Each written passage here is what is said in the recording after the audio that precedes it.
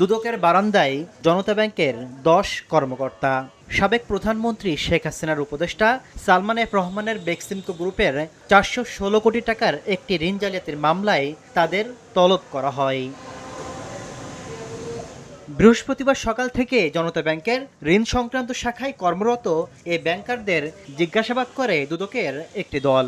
বেক্সিমকো গ্রুপের ঋণ কেলেঙ্কারির সময় যারা ব্যাংকে গুরুত্বপূর্ণ দায়িত্বে ছিলেন, তবে জিজ্ঞাসাবাদ শেষে গণমাধ্যমের সঙ্গে কথা বলতে রাজি হননি এই কর্মকর্তারা। কি অভিযোগের প্রেক্ষিতে আসলে ডাকছিল দুদক?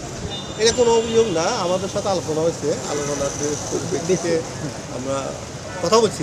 তৎকালীন ঋণ কমিটির যারা সদস্য ছিলেন তাদেরকে আজকে ডাকা হয়েছিল, ওনারা এসেছিলেন, তাদের বক্তব্য সুষ্ঠু তদন্তের সাথে তারা তাদের বক্তব্য প্রদান করেছেন।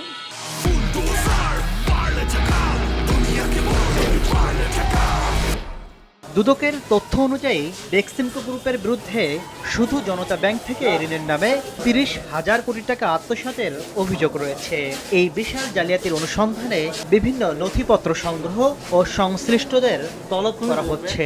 জনতা ব্যাংকের অনেকগুলো বিষয় জড়িত আছে, যে সংশ্লিষ্ট কর্মকর্তারা বিষয়গুলো তদন্ত করছেন, সেগুলো অনুসন্ধান চলমান। ভুয়া প্রতিষ্ঠান খুলে প্রায় ৪,০০০ কোটি টাকা আত্মসাতের অভিযোগে সালমান এফ রহমান, জনতা ব্যাংকের তৎকালীন এমডি সহ সংশ্লিষ্টদের বিরুদ্ধে এরই মধ্যে ১০টি মামলা করেছে দুদক।